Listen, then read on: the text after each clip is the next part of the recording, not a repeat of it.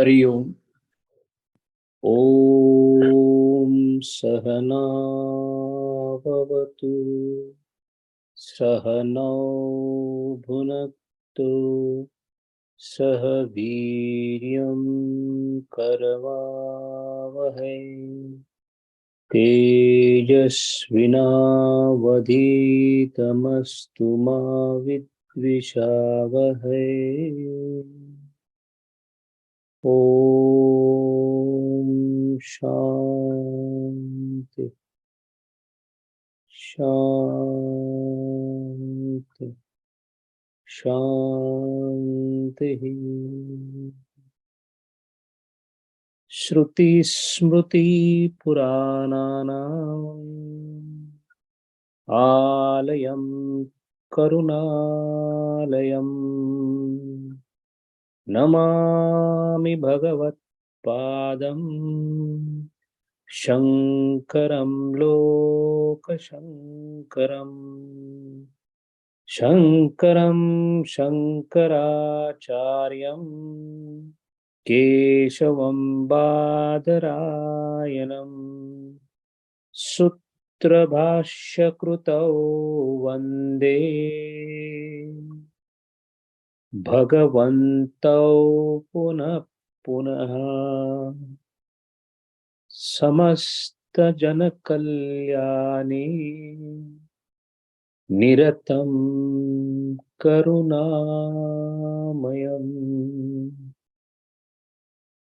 नमामि चिन्मयं देवं सद्गुरुं ब्रह्मविद्वरम्। हरि ओम। Brahma Sutra's main purpose is to establish Brahma as ultimate reality. And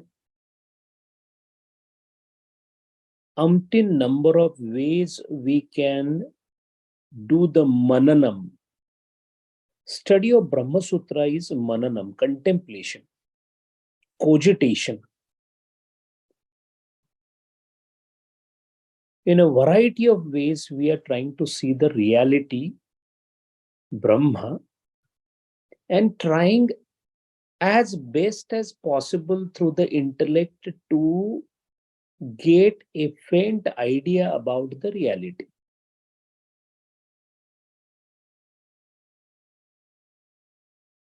We all are definitely sure about our existence in this world. At least one thing that we are certain is I exist. I have a name so and so, I work in this company so and so, that all apart. First fundamental thing is I exist, I am there. Rest all are adjectives. Now, what is the meaning of I exist? If we analyze, I as Dr. Jadhav exist, or Pradeep ji exists as Mr. Pradeep. What is this existence in this world? Gurudev has helped us a lot in understanding that. Balaji Maharaj is fascinated by that concept. And yes, it is one of the unique way the great Acharya or Gurudev has presented to us. What is that concept? I have a sharir, a body. And moment we say body, we feel physical body. That is not the meaning of the word sharir. Shiryate iti shariram. That which is likely to, or what which has potential to go away, is sharir. That means that which is not nitya, which is anitya, is sharir. So when I say I exist in this world, there are only three things which will tell me that I am existing in this world. I will have to have a body. So there is no way I can exist without a body. I may see it, I may not see it. The spirits and the ghosts I cannot see. That doesn't mean that they are not existing. That's my inability to see them. But they have a body. Howsoever subtle, they have a body. So, first constituent of me being present or the jiva being in this world is body. But if body is the only constituent, then the dead body also can be called as a sharira. Dead body is not called as sharira because that body doesn't have the mind in it and intellect in it. So a combination of body, mind, and intellect, three together constitute what is called as sharira. This much is not very difficult to understand. Now, if we look at the operation of these three aspects, body is easily seen, perceived, not all bodies, some bodies like human body, animal body, body of a tree, we can perceive that because we have the eyes to see it. A blind person will not even perceive that through the sight. But there are bodies which we cannot perceive. So presence of body, mind, and intellect. It is not necessary that these three are in the same state or condition of development. A body may be a body with 100 legs for a centipede. We will have 2 legs. A kangaroo will have 4, but 2 he will use, 2 he will be using for some other purpose. A monkey will have a little longer leg or a shorter hand or whatever. The variation can be there in the body. Factually, the body is there, but the body may have different configurations. One part. The body may be different. Similarly, the mind may be different in different jivas. It could be an absolute rudimentary form of mind, or it could be an exceedingly developed mind, as in case of human beings. So mind also can be into variety of levels of development. And intellect,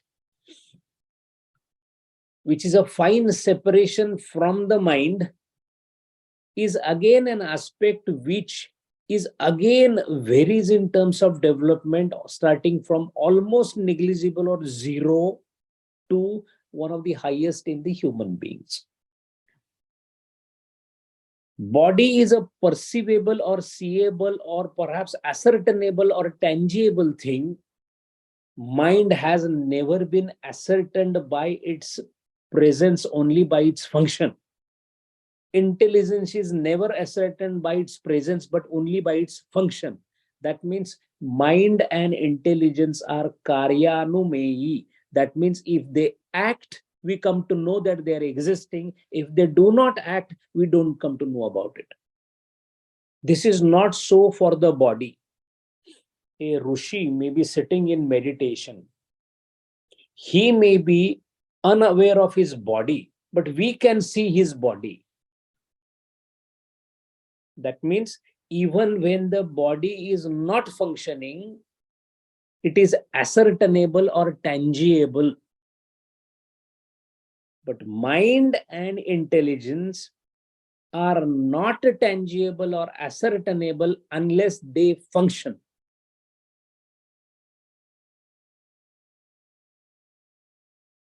In other words, the body can function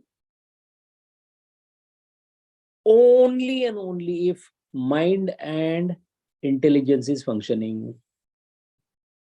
A person whose mind and intelligence is not functioning, body cannot function.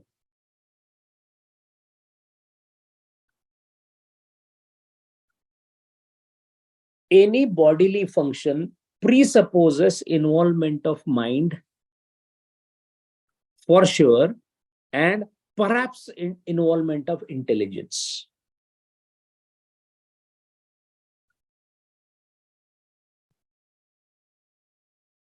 Once these three are clear, this is precisely what Swamiji was talking when he spoke of body as a perceiver, mind as a feeler, and intelligence as a thinker. Three distinct functions they do.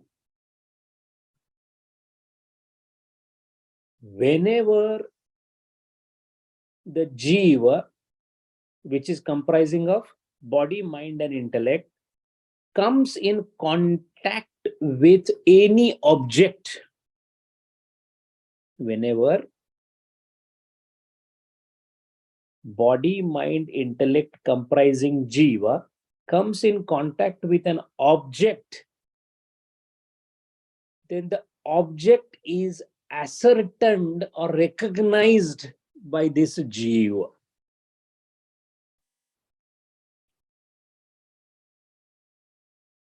This recognition of object is the perception function or perceiving function. So far, only one thing has happened. The eyes have seen a snake. So first that has happened is there is a perception that that coiled thing which is hissing and going forward is a snake. But before it is given the title that this is a snake, I am so and so, snake is different than me. These are all functions happening afterwards. The first function is snake. That's all. Nothing other than pure knowledge that there is a snake. This act of perception, which is the most simplest form of perception,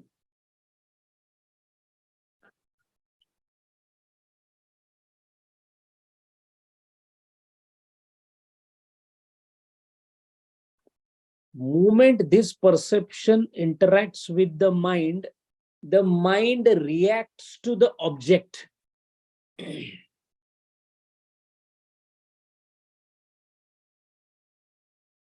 The object was snake. I saw it, perception. Then I reacted to it. I reciprocated to it. The reciprocating function is mind. And the moment we reciprocate, world is formed. World is virtually non-existing if we just perceive it and do not react to it. If I don't react to anything around me, it is as good as not existing for me. And there is an example for us on everyday life. How many things are there when we are driving to the office on the street? Thousands of things are happening. The wind is blowing, the cars are going, the people are walking, the birds are flying, the lights are flashing, the signals are flashing, the car is making a noise, something is written on the back of some other car. We perceive all of that, but do not react to it. Because we are busy reacting to something else. Either we have taken a memory as an object and we are thinking about it. So already the mind is engrossed with the memory that is there in the mind and thinking about it. That is why even though the eyes and all the indriyas are open, even though the perception is happening, there is no reciprocation or reaction from the mind.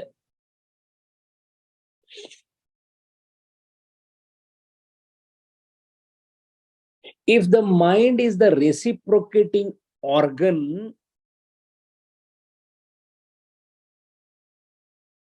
then what is the reciprocation that the mind gives? The reciprocation that the mind gives is of the nature of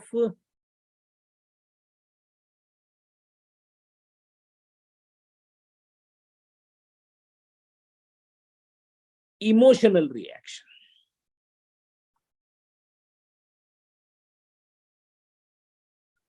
And this emotional reaction to the perception by the mind is called thought.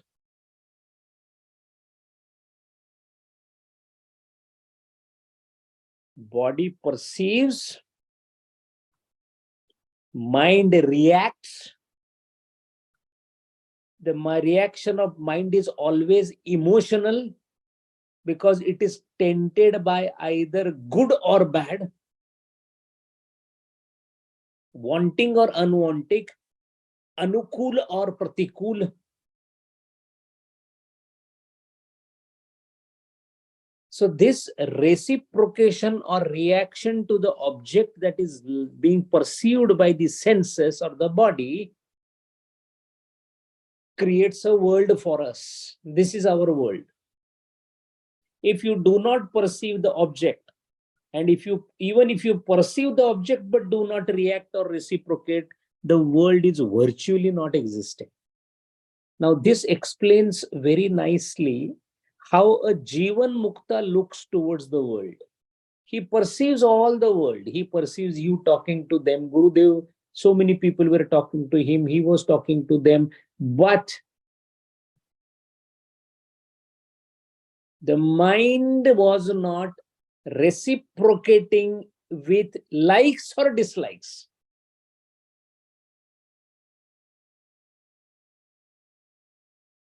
All of a sudden, cold water falls on your body.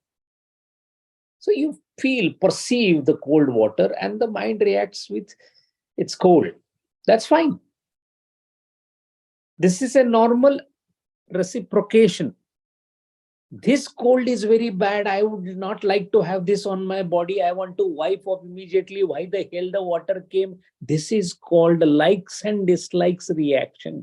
This is absent in Jivan Mukta. The mind is there. It feels but doesn't act as a feeler. It doesn't succumb to the emotions. And of all these perceptions that are received by the mind, once we start thinking about the perception perceived by the mind, mind is only the feeler, reciprocator, reactor. He is not the thinker. There is a cold water that has come on the body. It is not something good. Full stop. The mind has stopped working now. There's no further work for the mind. Why should I be getting so agitated? Water keeps falling. Why should I react in such a bad way? This is thinker's function, intellect's function. So to think, judge, reason, discriminate is a function of intellect, which is called thinker's thought. So mind is a reciprocatory apparatus. Intelligence is discriminating apparatus. That is the subtle difference between mind and intellect. Both are intangible, both are non-ascertainable, both cannot be seen, cannot be dissected and found out. Body can be. In other words, Jiva shall remain in this world till the time body, mind, and intelligent complex is there. B plus M plus I is a Jiva. It will be there in their existence, it presence of world, etc., is only till the time three are there. In other words, if you don't want to be in this world, all you need to do is just remove these three. Remove the body, remove the mind, remove the intellect. Can we do that? Can we remove these three? Yes, it is possible. What will happen if you remove the body? Removing body means you don't cast off the body. Removing body means you have no feeling about the body. You have no idea, iota of certainty about your body. That means deha tadatmya virahitata. A common man will ask how it is possible that you are forgetting the body. Every day in the sleep, do we not forget the body? We do.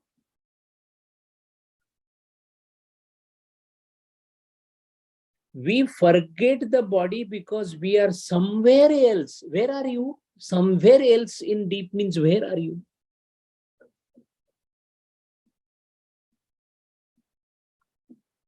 The one who has a constant awareness that I have a body is no more functioning at that point of time.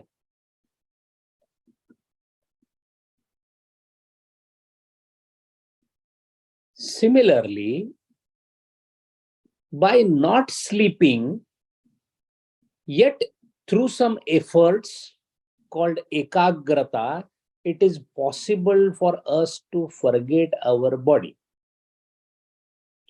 A smaller glimpse of that can be seen when we are absolute with attention listening to the satsanga. You're not aware of your body.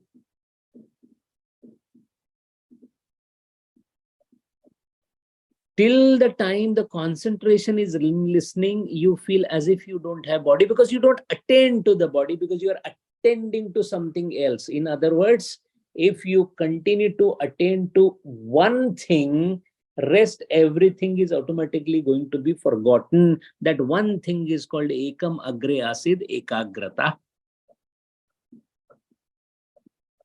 So body can be forgotten. What about mind? Can it be forgotten? Because the idea is very simple. We don't want to exist. Existence is the main crux of problem. All sukham dukkham is because of sharira. Yet the last session we saw kaya vacha mana is a functionality of these three what we are discussing. Kaya body, vacha mind, vacha speech, and mana is mind.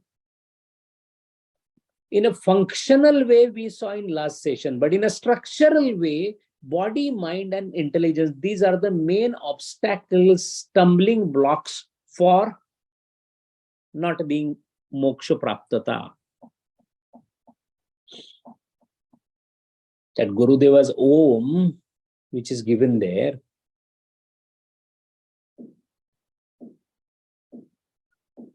to remove body, mind, and intellect.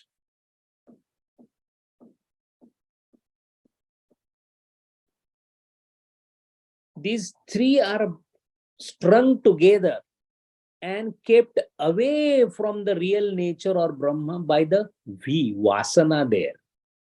And vasana means the functionality of mind and intellect. So if the functionality of mind and intellect can be stopped, because mind and intellect is not a structure, it's only a function. Mind and intellect is only known as karyanumeyi. Only when they function, we come to know they are there. Otherwise, we don't come to know. In the sleep, both are not functioning. We don't come to know that they are there.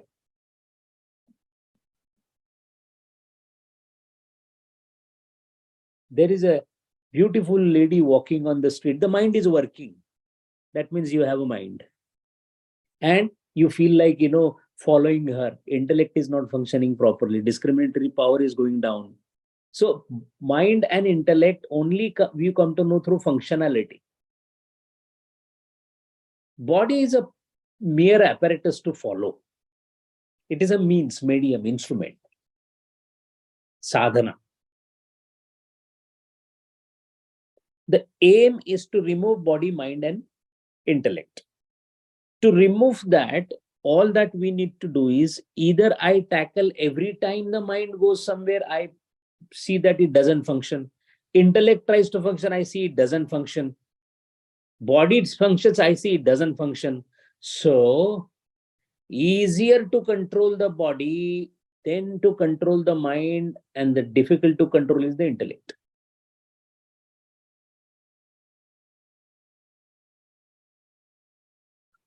To control the body,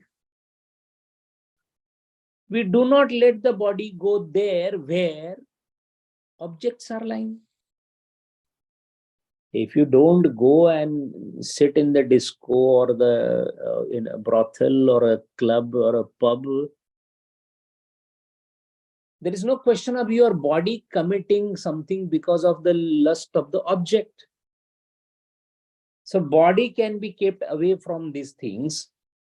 You may keep the body away from these things, but these objects are already there in the form of memory, which are held by the chitta, which mind keeps recalling.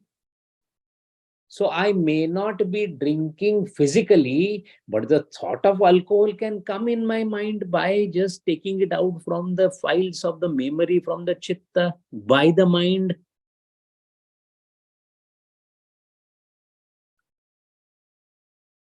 So being away from physically from the objects is the first step, so that the body is controlled. Then being away from the thoughts is the control of the mind.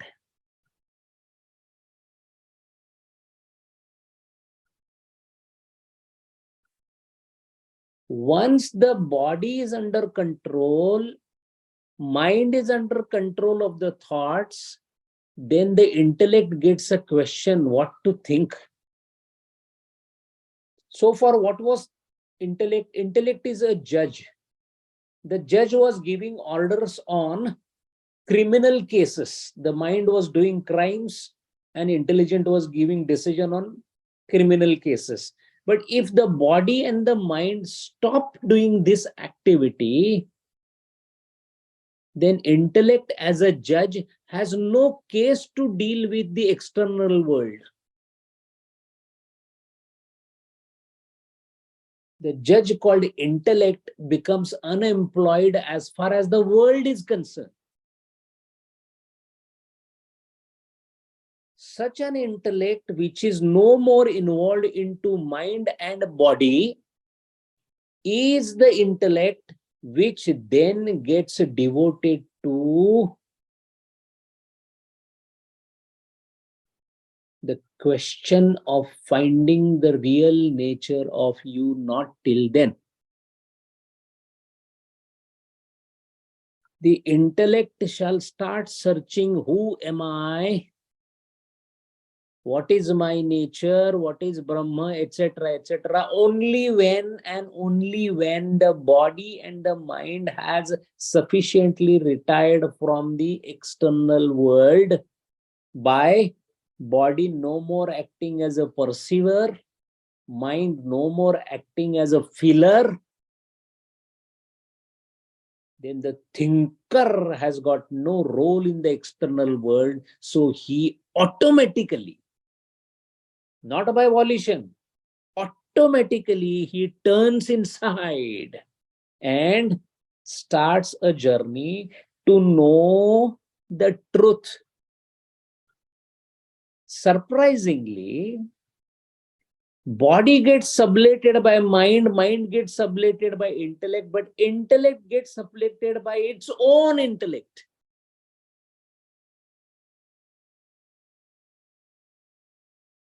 You use the torch called intellect in the darkness of the journey to know your own nature. But moment you come out of the dark tunnel and see the sun called Brahma, the torch becomes lightless. You have to drop the torch because it is of no use. Its light is too poor.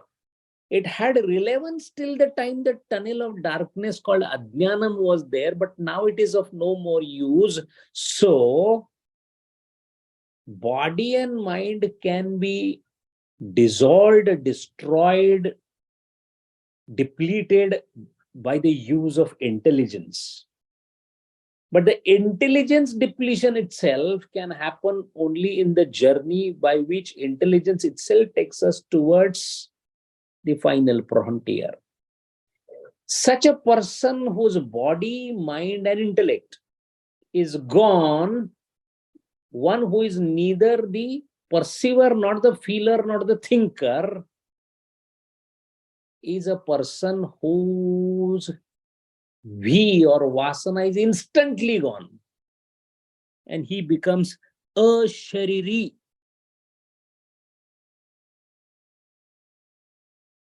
When you become a Shariri, non-embodied, you are out of the samsara universe, everything. And the one who is out of this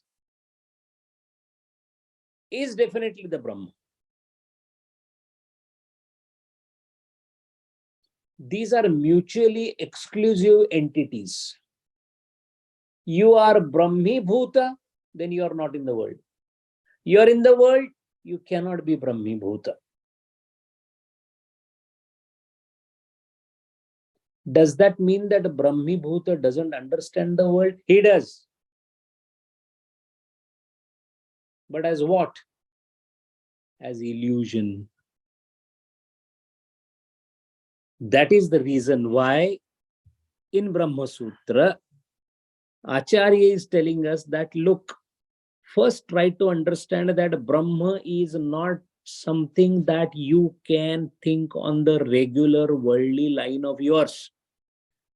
You have a karma, then that gives you a phalam. Because of the phalam only, I am Dr. Jadhav, you are Vashishtaji, you are so and so, you are in that place, you are a woman, I am a man, etc. All this is because of nothing else but karma phalam.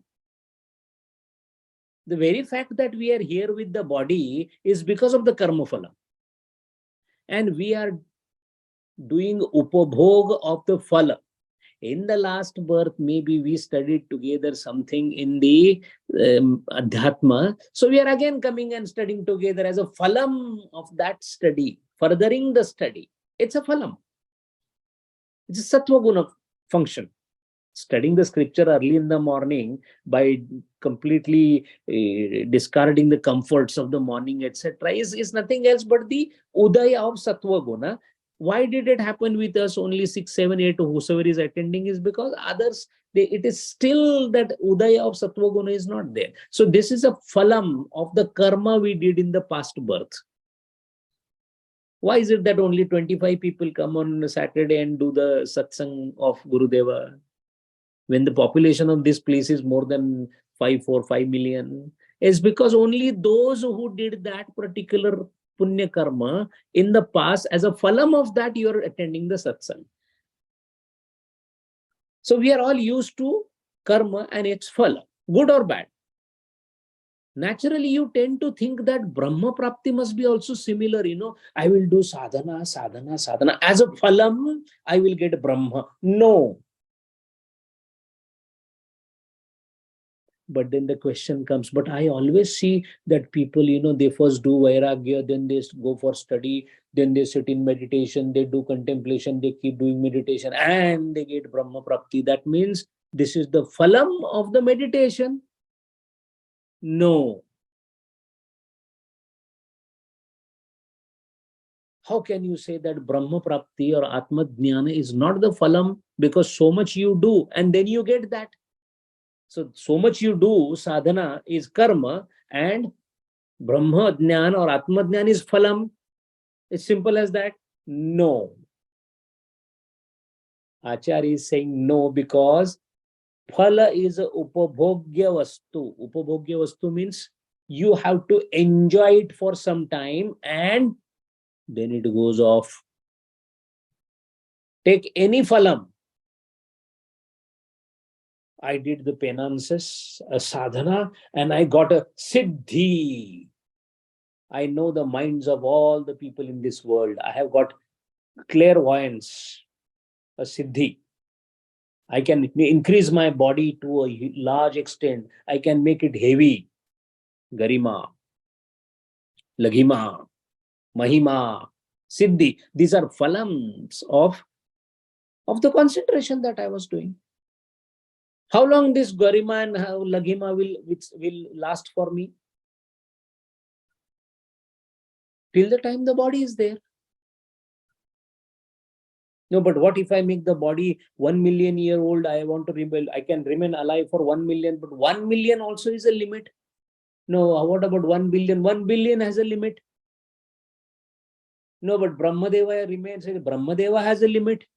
Why? If there is no creation, where will Brahmadeva go? Anything that is time bound is bound by time. That means none of the phalams are forever. Phala means it has to end. The word phalam itself means it is time bound. And Brahmadnyana is, or moksha is not phalam because it doesn't end. Acharya is telling us how Brahmadnyana is different than karma phalam. And why karma cannot give Brahmadnyana? Because karma gives phalam and moksha is not a phalam. If it is not a phalam, then what is it? Because I am only used to doing karma and getting the phala out of it. That is why Acharya is saying, please understand, Brahmadnyan or Atmadnyan is not a upabhogya vastu. You cannot enjoy the phalam. But we have heard that all those who have got Brahmadnyan or Atmadnyan, they are always in the Ananda Swarupa. They enjoy. That is your interpretation. For the one who is Brahmadnyani, if you ask him, are you having blissful existence? He will look at you and ask you, meaning what?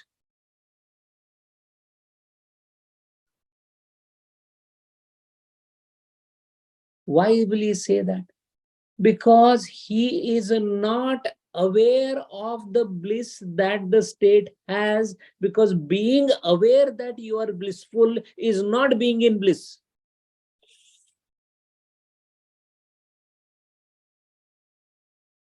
Kenopanishad, the Rishi tells us that if you say I have Brahmadnyan, you don't have. But if you say I don't know whether I have Brahmadnyan or not, you have. What it means is Brahmadnyan is not a upabhogya vastu.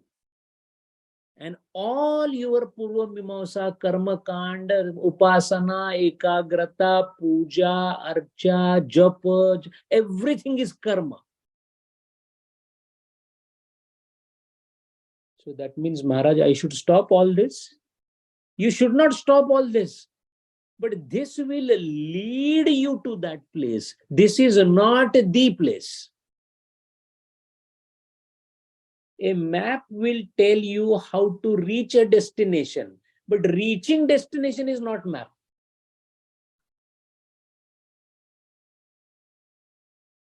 That is why Brahma Prapti or Brahma is not upabhogya thing. Second,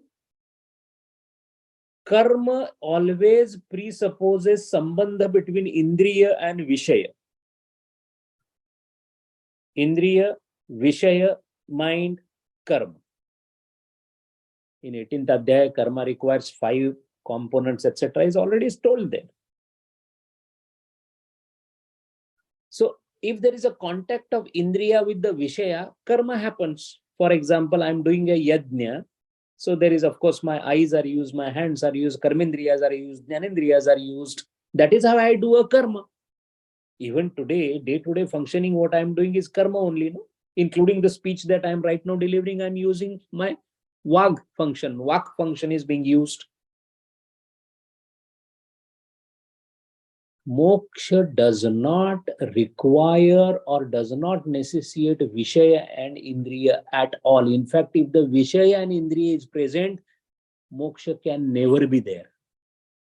This is second difference. I am living a life which is full of contact of Indriya with the objects only.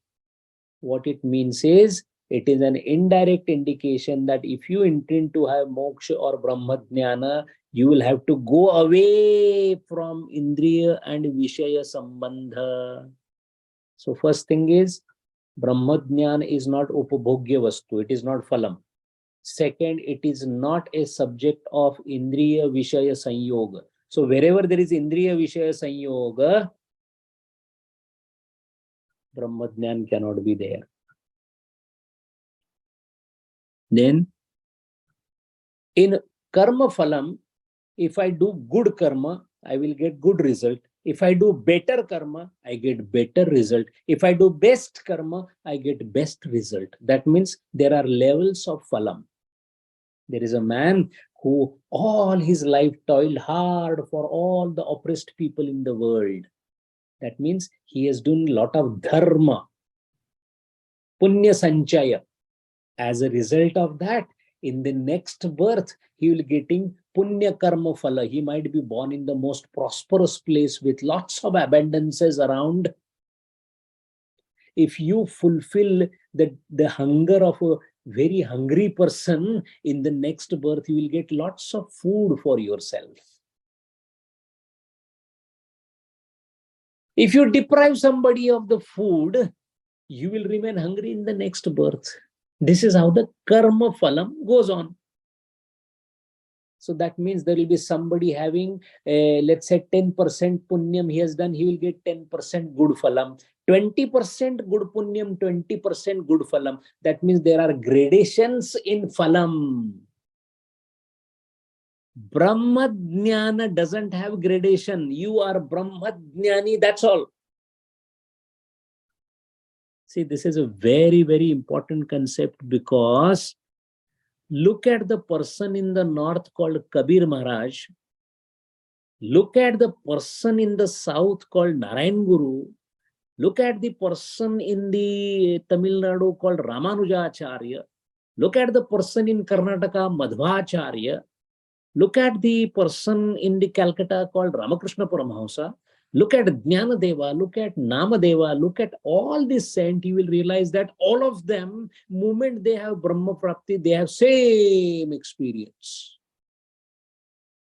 There is no higher and lower in Brahma Prapti. That means Brahma Prapti, which is not a phalam, which is not the output of Indriya and Vishaya Sanyoga, is a unitary experience, not a gradational experience. First of all, it is not an experience. For our understanding sake, we are using the word experience, but there are no gradation. We cannot say that he, Gurudev is Brahmi Bhuta, but he is 30% Brahmi Bhuta. No, Brahma Jnana means it is 100% or none. You shall either be Brahmajna or you are not. There is no gradation. Karma has gradation. Our life has gradation. In the same line, Shankaracharya continues further saying that Tathacha yaga adi anushthayinam eva vidya samadhi visheshat uttarena patha gamanam kevalaihi ishtapurta dattaka sadhanaihi dhumadi kramena dakshinet patha gamanam tatrapi sukha taratamyat tat sadhana taratamyat cha shastrat yavat sampatam ishitva iti asmat gamyate. Now Shankaracharya is saying that those in this birth do the function which is related only to dhyana dharana samadhi. Whole life you are doing dhyana dharana samadhi. Who will do dhyana dharana samadhi throughout life? The one who has lost the interest in the karma of this particular birth. We are talking of only good people. We are not talking of bad people at all. The one who is doing adharma is out of the discussion here. He will not, there is no question of discussion of a nishiddha karma data. We are not talking about them. We are talking about a person who is doing karma. Let us say there is a person who is building lots of temples and hospitals, lot of charity he is doing.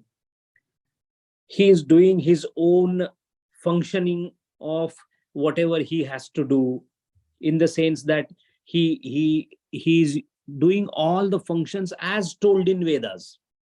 What are the functions in Vedas? In short, they are three. They are called Ishta, Purta, and Datta. Ishta means what? You should be doing daily Sandhya, Agnihotram, That means whatever functions are allocated to you as a grahastha or as a person on this earth is a ishta function. Ishta function for a vidyarthi will be to study. A vidyarthi should be doing the abhyasa. So ishta function. There could be purta function. What is purta function? Purtata means you supply. Purta is to supply. Supply to the world around us by your charitable activities. Making dharmashala, making temples, making water bodies, making arrangement for food of the pilgrims, the pilgrimage, on the pilgrimage route, you start stands or stalls or whatever. These are purta karma. So ishta karma, purta karma, and datta karma. Datta karma is like you are given that karma like ahimsa. You are not harming anyone by thoughts or by deeds. So those who do ishta, purta, and datta karma, they go by dakshina patha after the death, which is called dhuma marga. So what is this dhuma marga? Those who do this Veda Vihita karma of Ishta Purta Datta type, their soul, their jiv, their at whatever that body in Linga Sharira, then transfers itself for the next birth by Dakshina Marga, where they're supposed to go to the Chandra and then come back in another body. We are not going to see in detail Uttar Pantha or Uttarayan and Dakshinayan, etc. right now, Dhuma Marga or Shukla Marga right now, because Brahma Sutra in the second Adhyaya is going to give the details of this. What happens after death, how and what transmigrates after the death, where does it go, how long does it stay on the Chandra, when it comes back, how does it come, in what form it comes, how does it go into the human body, how it is reborn as a Manushya. Everything is discussed in detail. We are going to see it when we see the Adhyaya of Brahma Sutra. Sufficient to understand here that those who do dhyana dharana samadhi function, they are not into ishta purta datta, because they have already withdrawn from the world. They have already withdrawn their body and the mind from the world. Only now the intellect is to be applied for dhyana dharana samadhi. They are the one who, because they are not doing any karma and there is no phala apeksha, they are not now anymore into the cycle of dharma, adharma, or papa punyam, and that is why they go by uttara marga and become bodiless. So the gist of the argument is avidyadi doshavatam dharma adharma taratamya nimittam sharir upadana purvakam sukha dukkha taratamya anitya samsara rupa smruti shruti nyaya prasiddham. A jiva who is affected by avidya adi dosha. What are the doshas? Doshas are also called klesha, and we have studied Patanjali Yoga Sutra. Avidya, asmita, sukha dukkha, abhinivesha, iti panchaklesha. So the one who is affected by avidya nama dosha. What is avidya? That is also defined by Patanjali Maharaj. Anitya ashuchi dukkha anatmasu, that which is anitya, ashuchi, unclean, dukkha and anatmasu, nitya shuchi sukha atma khatir avidya. To consider everything that is anatma as atma is avidya, which we do. So the one who is affected by avidya, in short, for all of us, we do not know Brahma, we do not understand Brahma, we are completely oblivious of the fact that there is something called Brahma. We are completely aware of the fact that I am so and so, this is world, I am an Indian working in this, etc. I am convinced about it. We are so convinced that every day we read the news about what happened in Turkish earthquake, what happened in that, because we are convinced that those are Turkish people. There is something called earthquake that happened. There is a death, there is a body, there is a living. And after 8 days, a small baby was taken out and she was alive. What a miracle, all this. We are convinced about all this when nothing of this is true.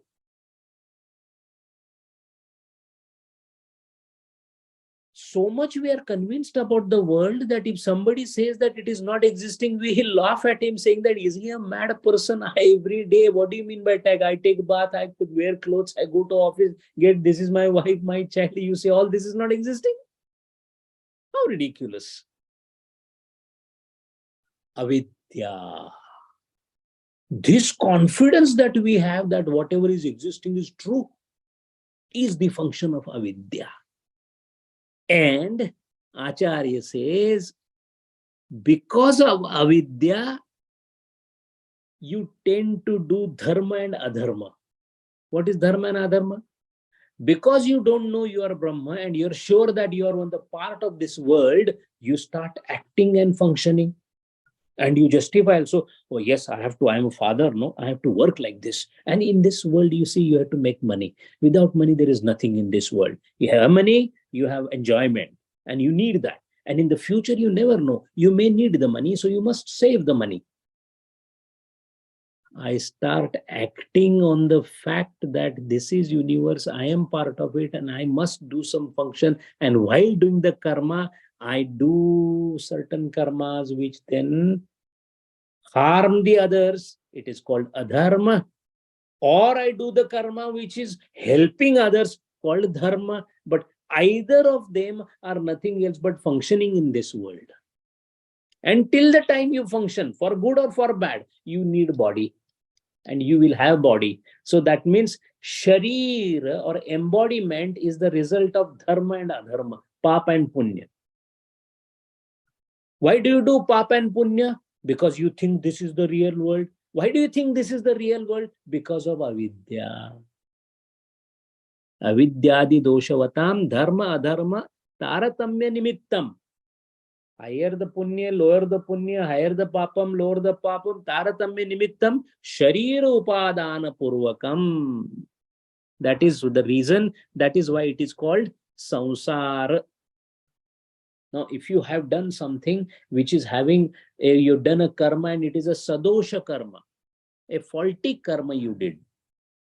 If suppose by your body you did a faulty karma, you will get the phalam accordingly. What is the phala of sharirika dosha? Physical body doing something wrong, you will become ruksha. All the trees is the phalam of, all these trees are phalam of those who did something bad through their body to others. Through this sharira, if you try to harm others, people who torture, people who try to harm physically, as a phalam, you will be vruksha. People who harm through the speech, they go to the yoni of birds. Birds can't speak because you lose the speech, because you misused it. That means every dharma, adharma act will have corresponding phalam. And then because of corresponding phalam, you will become ruksha. Then again you will complete your bhoga, and you will come into the manushya yoni. Again you will do again. That is samsara. As against this, what is the Vedanta saying?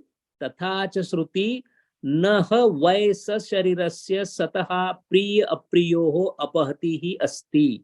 Chandogya Upanishad says, till the time there is sharira tadatmya or sharira, there is no escape from sukha dukkha. So what is the crux of the thing? The crux of the thing is very simple. Till the time body is there, till the time you are shariri, till the time you have BMI, there is no escape whatsoever. Ashariram vavasantam na priya apriye sprusyataha iti priya apriya sparshan pratishedaha chodana lakshana dharma karyatvam moksha akhyasya asharirattvasya pratishidhyat iti gamyate. The one who does not have body, to him, sukha and dukkha does not even touch. That means if you want to get out of sukham dukkham, you will have to get out of the body, and body itself means BMI, as Gurudeva said. So this Shruti Vachan proves that Jivan Mukta does not have Sukha Dukkha because he is in Deha Tadatmya Avastha.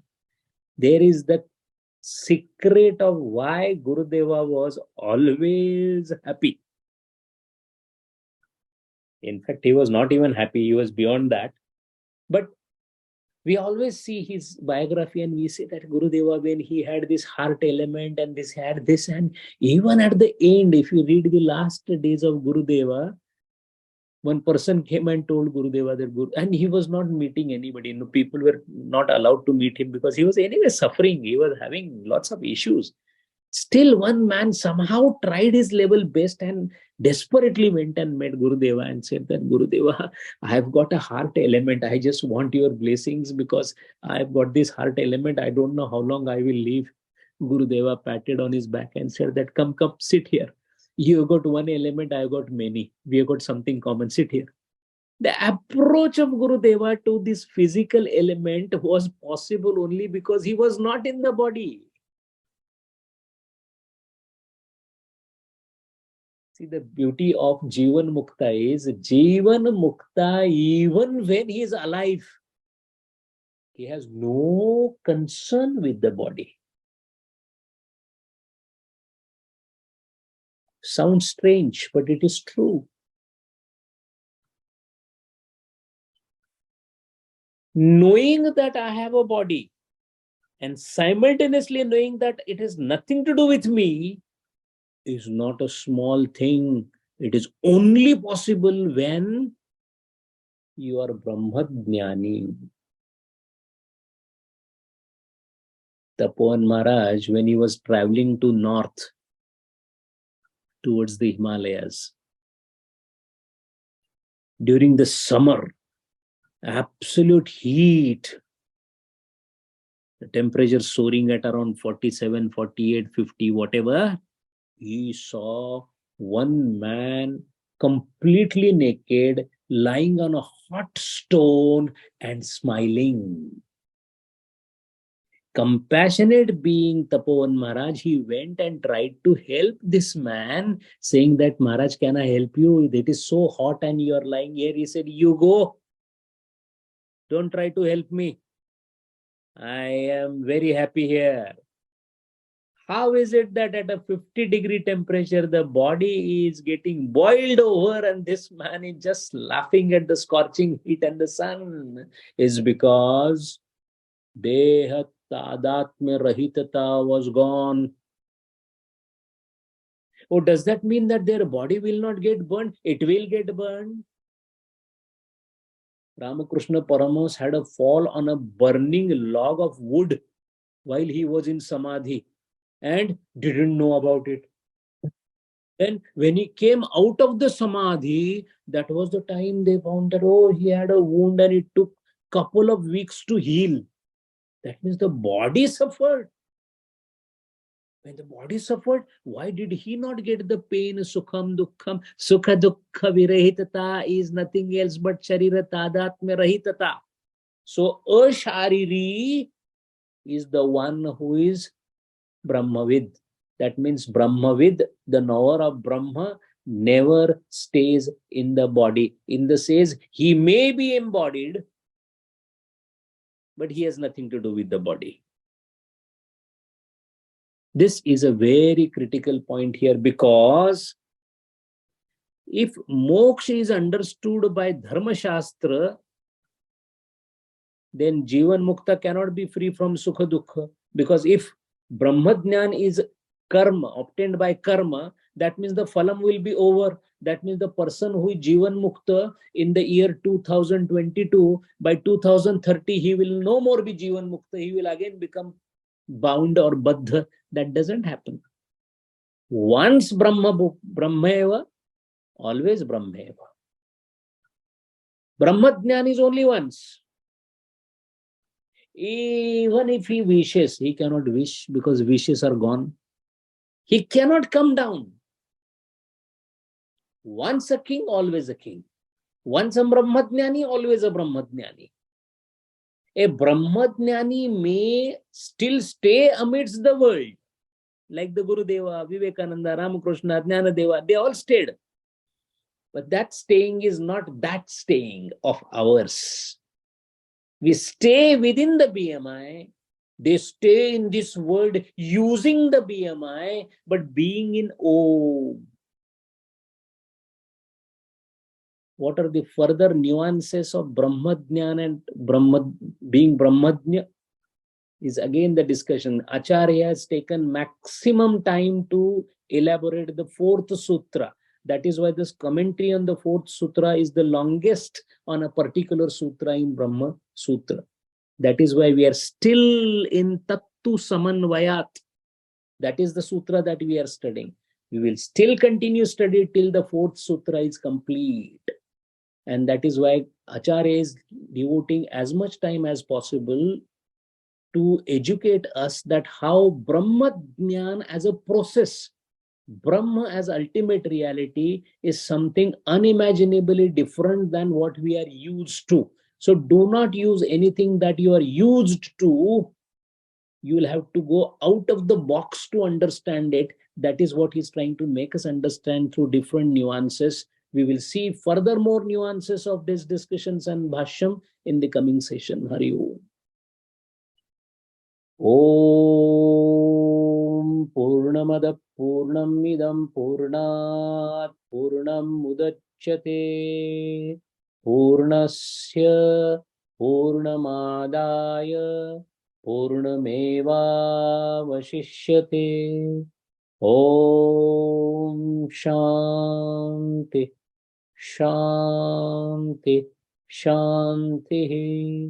Hari Om Shri Gurubhyo Namaha. Hari Om.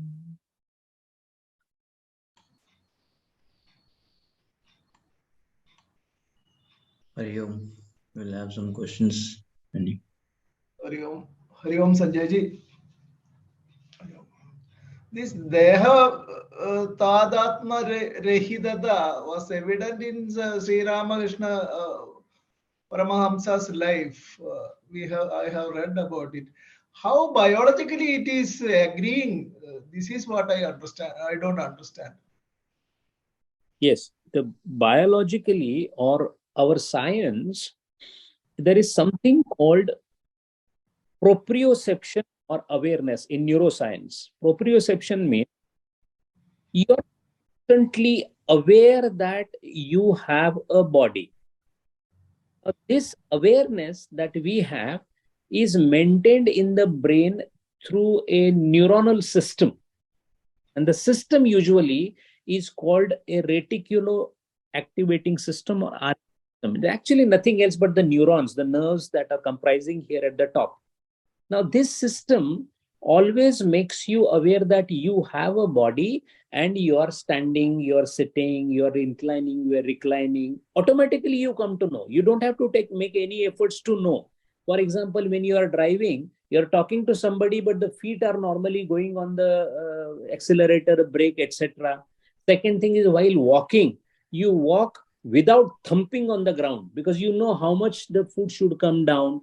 Or when you touch your eyes, if something goes in the eye, you don't go and just put your finger into the eye. You know the distance. That is called metria. All this functioning is through the awareness called this particular system. And this system gets paralyzed when somebody makes a sound of uniform frequency. That is why babies, when the mother sings, not that the mother has a very good voice, but she sings in the same frequency, and this system gets paralyzed and the baby sleeps. So awareness can be made to functionally lapse through certain functioning. The functioning that is happening in yogi or people of stature of Ramakrishna Paramahamsa is because of the dhyana, dharana, samadhi that they have achieved. They have an ability with the help of their own pranas to parallel awareness of the body, being completely aware of something. When that happens, the awareness of this body is gone, one. And two, because you don't have the mind, you don't react or reciprocate to the stimuli. So that is why even if the pain is there, the pain is not felt. Now, these two aspects you need to understand. In fact, one of the Nobel Prize in neuroscience is given by Dr. to Mr. Luke. He is the one who found out that in certain cancer surgeries, certain part of brain is removed. And to such a person, if you ask him that, do you have the pain in the cancer? He will say, yeah, there is a pain. But then he will say, why you are not crying? He says, no, I'm not feeling anything. There is a pain, I know there is a pain, but the pain is not creating any effect on me. This happens even in cancer surgeries, which we do. So that is how a new concept was called. Remember, when you eat an ice cream, you come to know that this is an ice cream. One, you come to know that it is cold. Two, and third, you come to know that it is pleasurable. Now, these three functions are done differently in different part of the brain. So if the function that says that it is nice is destroyed, then the person will eat ice cream and say that, yeah, it is cold, it is ice cream, but nothing is happening to me.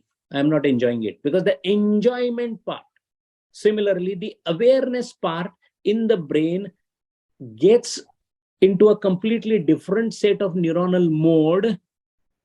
In fact, this is the current front line of research in neuroscience. There is an active effort going on in neuroscience to find out which is the center for the God.